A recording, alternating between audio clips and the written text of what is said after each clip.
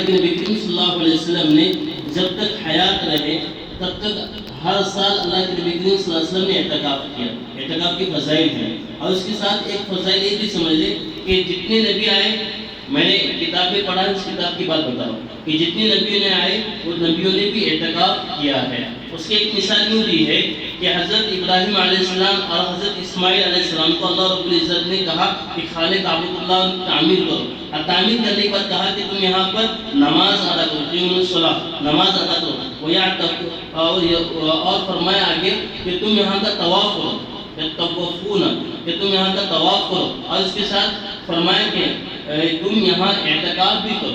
گویا کہ ان کو بھی ایک طرف اشارہ کیا گیا ہے کہ تم اعتکاف کرو, تو اعتکاف عبادت ہے, اس لیے ان کو فرمایا گیا ہے کہ اعتکاف کرو.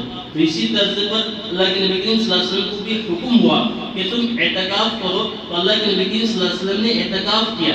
اور اعتکاف اللہ کے نبی کریم صلی اللہ علیہ وسلم نے جب بھی جتنے سال ان کے حیات میں مدینہ جانے کے بعد رمضان المبارک کا آخری عشرہ آیا, ہر عشرے کے اندر اللہ کے نبی کریم صلی اللہ علیہ وسلم نے اعتکاف کیا ہے, سوائے ایک مہینے کے. کہ ایک مرتبہ کا مسئلہ ہی ہوا, الگ الگ روایتیں. ایک روایت یہ ہے کہ ایک بعض کا قول یہ ہے کہ اللہ کے نبی کریم صلی اللہ علیہ وسلم کسی سفر کی ہونے کی وجہ سے اس وقت اعتکاف نہیں کیا, لیکن آئندہ سال اللہ کے نبی کریم صلی اللہ علیہ وسلم نے 20 دنوں کا اعتکاف کیا. دوسری روایت میں, دوسری بقول کے اعتبار سے, دوسری روایت کے اعتبار سے یہ ہے کہ اللہ کے نبی کریم صلی اللہ علیہ وسلم کے پاس اما عائشہ رضی اللہ تعالیٰ عنہا آئی اور آ کر کہنے لگی کہ مجھے بھی اعتکاف کی اجازت دے دو. اور اس وقت مسجد کے اندر عورتیں آیا کرتی تھی, تو کہنے لگے کہ اللہ کے نبی نے کہا کہ آپ اپنا پڑا مسجد میں ڈال دو. تو انہوں نے اپنا خیمہ ڈال دیا اور مسجد کے اندر. اللہ کے نبی کریم صلی اللہ علیہ وسلم جب اعتکاف میں 20واں روزہ تھا, اس کے عصر کے بعد اللہ کے نبی صلی اللہ علیہ وسلم مسجد نبی کے اندر آئے, دیکھا کہ ہر طرف خیمے لگے ہوئے. کہنے لگے کہ اتنے خیمے کس کے ہیں؟ کہنے لگے سارے ازواج مطہرات کے ہیں. 9 ازواج مطہرات اس وقت حیات ہیں, تو کہنے لگے کہ سارے ازواج مطہرات کے خیمے لگے ہوئے ہیں. اللہ کے نبی صلی اللہ علیہ وسلم نے تھوڑا ناراضگی کا اظہار کیا, کہنے لگے کہ میں نے صرف عائشہ کو اجازت دی تھی, یہ سارے کیوں آئے؟ کہنے لگے کہ جب عائشہ رضی اللہ تعالیٰ اجازت دی تو ہم سمجھ چکے کہ ہمیں بھی اجازت ہے. اللہ کے نبی صلی اللہ علیہ وسلم نے کہا کہ میں اس انسان اعتکاف نہیں کروں گا, تو اپنا خیمہ اٹھایا, تو سارے عورتوں نے بھی اپنا خیمہ اٹھایا, سارے لوگوں نے. تو اللہ کے نبی صلی اللہ علیہ وسلم نے اس کی قضا, حالانکہ قضا نہیں تھی لیکن اس کی قضا شوال کے اندر کی اور 10 دن کا اعتکاف کیا.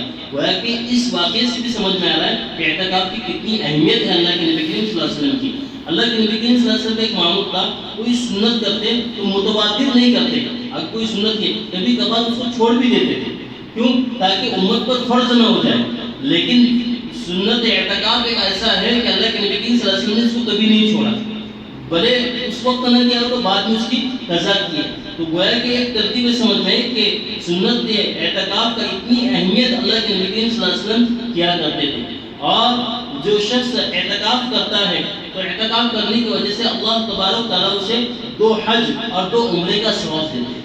جو اعتکاف کرتا ہے اسے 2 حج اور 2 عمرے کا ثواب دیتے ہیں. اور اعتکاف کرنے والے کے لیے 1 دن کا اعتکاف جو کرتا ہے اخلاص اللہ کے ساتھ, اللہ کے لیے, تو اللہ رب العزت اس کے اور جہنم کے درمیان 3 خندقیں آڑ کر دیتے ہیں. ویسے 10 دن کا اعتکاف کتنی دوری ہوئی. اور اعتکاف جو کیا جاتا ہے وہ لیلۃ القدر کی تلاش کے لیے کیا جاتا ہے. اگر لیلۃ القدر اس میں پا لے, 10 دنوں میں سے کوئی 1 دن کے اندر انسان پا لے, تو 83 برس کی عبادت کا ثواب اس کو اللہ سبحانہ تعالیٰ دیں گے. اس سے کم کیا چیز ہے کہ 83 برس کی عبادت اس کو ملے گی. اعتکاف کے لیے تو آسان ترتیب یہ ہے کہ ہمیں ضروری, ہم سمجھتے ہیں کہ جب اعتکاف میں بیٹھتے ہیں بعض مرتبہ ہمیں بوجھ ہوتا ہے. کوئی بوجھ کی چیز نہیں ہے, بلکہ بہت آسان ترتیب ہے. اگر انسان اپنا ایک ٹائم ٹیبل شیڈول بنا لے, ٹائم ٹیبل بنا لے, تو اس کے لیے بہت آسان ہے کہ انسان اگر تہجد میں 4 بجے اٹھ جائے, 4 بجے اٹھنے کے بعد تہجد کی نماز سے فارغ ہو جائے اور دعا سے فارغ ہونے کے بعد اپنی سحری کر لے, اور سحری کے بعد جب اذان ہو جائے تو اذان کے بعد تھوڑا قرآن پڑھ لے, اور قرآن پڑھنے کے بعد فجر کی نماز میں مشغول ہو جائے. فجر کی نماز پڑھنے کے بعد فجر کی نماز سے لے کر اشراق کے وقت تک سونا نہیں ہے. اللہ والوں کا معمول تھا کہ آپ تسبیحات کے اندر معمول ہونا, اس لیے کہ اشراق کے وقت تک سونے کو ممنوع قرار دیا. تو اس لیے تسبیح کے اندر یا قرآن کے اندر پڑھنے کا معمول بنا, قرآن پڑھنے کا معمول بنائے. اور یہ بھی معمول بنائے پہلے ہی بیٹھنے سے کہ میں 10 دن کے اندر انشاءاللہ 3 قرآن مکمل کروں گا. اگر ہمیں پڑھنا ذرا ہمارا آہستہ ہے تو ارادہ کریں 2 قرآن مکمل کروں گا، یا اس سے زیادہ آہستہ ہے تو کم از کم یہ ارادہ کریں کہ 1 قرآن کو مکمل کروں گا۔ تو تب اب ہم نے اگر پہلے سے ہی ایک شیڈول بنایا ہے کہ میں 3 قرآن مکمل کروں گا، تو اس کی ایک توجہ یہ بھی ہوگی کہ قرآن کو زیادہ خود بخود پڑھے گا۔ تو اشراق تک اس کا معمول یہ رہے گا کہ تسبیحات کرے، تسبیحات کے بعد قرآن مستقل پڑھتا رہے 1 گھنٹہ 1.5 گھنٹہ، پھر اس کے بعد اشراق کی نماز پڑھ کر آرام کر لے۔ یہ بڑوں کی معمولات ہیں، اشراق سے لے کر 10 بجے تک، 10 بجے کے بعد معمول یہ کرے کہ 1 گھنٹہ 10 سے لے کر 11 تک فضائل اعمال کی تعلیم ہے۔ اگر 2-3 لوگ مسجد کے اندر بیٹھے ہوئے ہوں تو ایک ذمہ دار اپنا بنا لے، اس لیے کہ 3 لوگ جہاں ہوں اور امیر نہ بنائے تو اس کا امیر کون ہوگا؟ شیطان ہوگا، اس لیے ایک ذمہ دار۔ لیکن یہ ذمہ دار بس ایک اس حد تک رہے گا کہ بھئی ہم نے تعلیم کی، کوئی جبرن نہیں ہے۔ جیسے ہم جماعت میں جاتے ہیں تو ایک ذمہ دار جبرن ایک چیز کرتا ہے، وہ چیز نہیں ہے، بلکہ ایک ذمہ دار اس لیے بنانا ہے کہ چوتھا ہمارا شیطان نہ ہو۔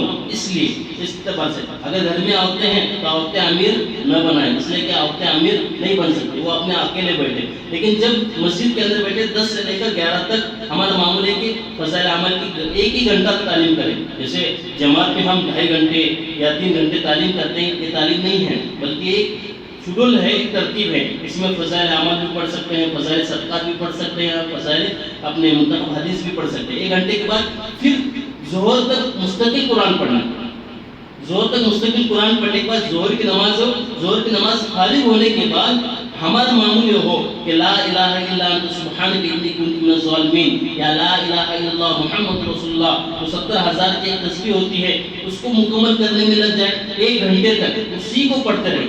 ہر 10 کے بعد محمد رسول اللہ صلی اللہ علیہ وسلم لا الہ الا اللہ کے ساتھ ملانا ہے۔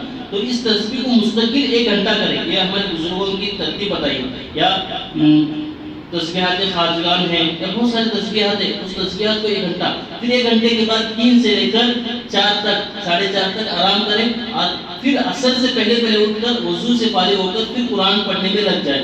جب عصر کی نماز ہو جائے تو عصر کی نماز ہونے کے بعد ہمارا معمول یہ ہو کہ جو اعتکاف کرنے والے ان کے لیے کہا جا رہا ہے، تو عصر سے لے کر آدھے گھنٹے تک صرف تسبیحات میں مشغول ہو، اپنی 100 تسبیحات 100 ہر 3 تسبیحات کو مکمل کریں، اور اس کے بعد آدھا گھنٹہ دعا کریں۔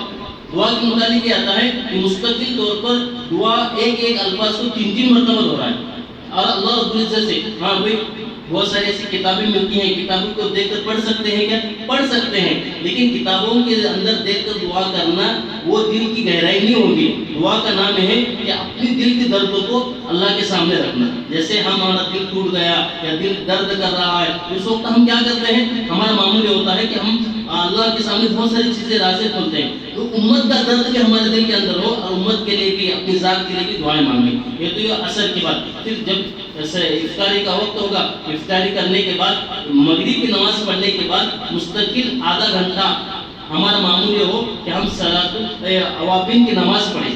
نماز میں اوابین کی نماز پڑھنے کے بعد ہمارا معمول ہو کہ سورہ واقعہ پڑھیں۔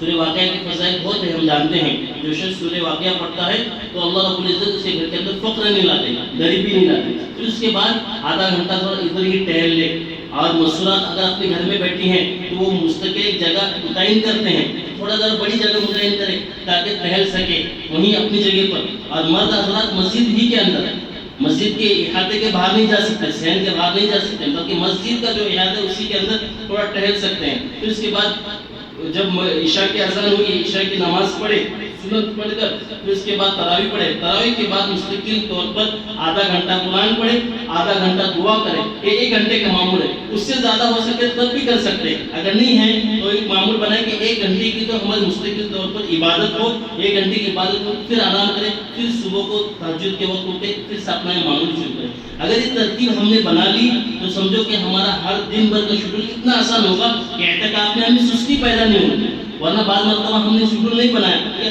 اب کیا کرنے کا ذہن میں آتا ہے، 10 بجے اٹھنے کے بعد اب کیا کرنے کا، قرآن کتنا پڑھیں گے، قرآن گھر جائیں گے، اس لیے تعلیم کرو، پھر اس کے بعد قرآن پڑھ سکتے ہیں، پھر تسبیحات میں مشغول، پھر دعا میں مشغول۔ یہ ٹائم ٹیبل بنائیں گے تو ایک چیز میں انسان کرنے میں تھکاوٹ پیدا ہوتی ہے، لیکن الگ الگ چیز کرے گا اس میں تھکاوٹ پیدا نہیں ہوتی۔ یہ موتقیف کے لیے اگر ہم اعتکاف نہیں کر سکتے تو ان اعمال میں موتقیف کے ساتھ ہم شریک ہو سکتے ہیں۔ ہم شریک ہو سکتے ہیں. فجر کی تعلیم شروع ہے تو 10 بجے آ کر ہم ان کے اندر شریک ہو سکتے ہیں اور تعلیم کو ان کا ساتھ دے سکتے ہیں. تو اعتکاف کرنے والا یہ عمل کرے گا اس کے لیے بہتر ہے. اعتکاف کرنے والا بغیر ضرورت کے باہر نہ جائے. بغیر ضرورت کے باہر جائے گا اس کا اعتکاف باطل ہو جائے گا. بولے بعض لوگ تمباکو کے لیے یا سگریٹ کے لیے اس چیز سے طلب والی ہوتی ہے، وہ بولتے باہر جا کر سکتے ہیں. نہیں کر سکتے.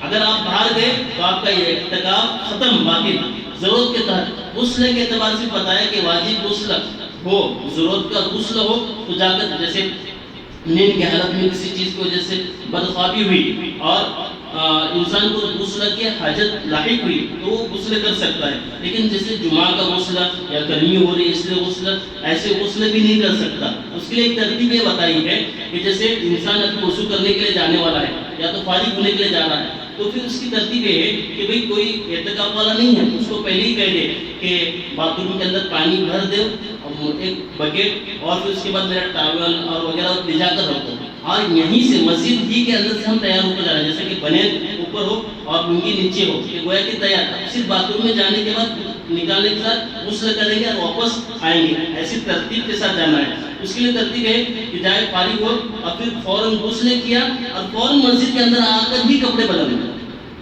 یعنی جتنا وضو کے اندر وقت ملتا ہے اتنا ہی بغیر ضرورت کے غسل بھی نہیں کرنا ہے. گویا کہ اتنا اس کا اہتمام ہے. ہم اس کو معمولی سمجھتے ہیں. اعتکاف کتنا معمولی کہ ہم بعض مرتبہ باتیں کرتے بیٹھتے ہیں، بعض مرتبہ باہر جا کر گھوم رہے ہیں، بولے مجھے پیاس ہو رہی ہے اس لیے باہر گھوم رہے ہیں. نہیں، اس کی اجازت اعتکاف میں نہیں دی جاتی بلکہ مسجد ہی کے اندر وقت لگانا اور جتنا ہو سکے اللہ سے لو لگانا ہے. بہت سارے اس کے مسائل ہیں اعتکاف کے، انشاءاللہ وقتاً فوقتاً بتاتے رہیں گے. لیکن اعتکاف اتنا سمجھ لیں بہت بڑا عمل ہے. اعتکاف کرنے والا ایسا ہے گویا کہ وہ اللہ کے سامنے اپنی چیزوں کو منوا لے گا اور اللہ اس کی چیزوں کو پورا کریں گے. اعتکاف کرنے والا کبھی نامراد نہیں ہوتا. اس کی ضرورت اللہ ضرور بھی ضرور پورا کرتا ہے. اعتکاف عمل اللہ کے نبی صلی اللہ علیہ وسلم کا ہے. اللہ ہم سب کو اس عمل کو کرنے کی توفیق نصیب فرمائے. وما علینا الا البلاغ.